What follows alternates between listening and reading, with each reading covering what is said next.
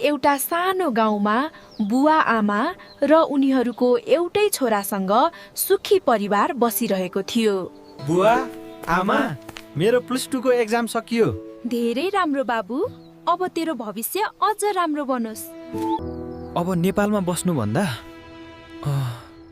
म विदेश जाने सोच्दैछु।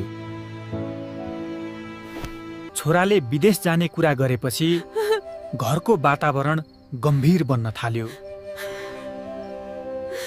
हाम्रो एउटै छोरा हो, बुढेसकालको सहारा यही हो। विदेश पठाउन मन मान्दैन। नेपालमै के छ र? यहाँ सिप बिना कसरी जब पाइन्छ? ए, यहाँ त ट्रेनिङ पछि जब सपोर्ट पनि रहेछ। बाबु, विदेश जानु अघि एकपटक सिप सिकेर हेर न। यदि यहाँ फ्युचर बन्छ भने म सिक्न तयार छु।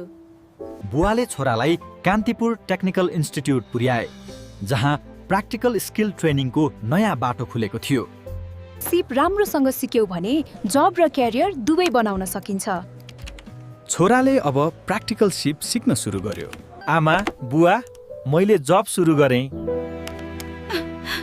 हाम्रो छोराले आफ्नै खुट्टामा उभिन सक्यो। विदेश मात्रै होइन, सही सिपले नेपालमै पनि उज्यालो भविष्य बनाउन सकिन्छ।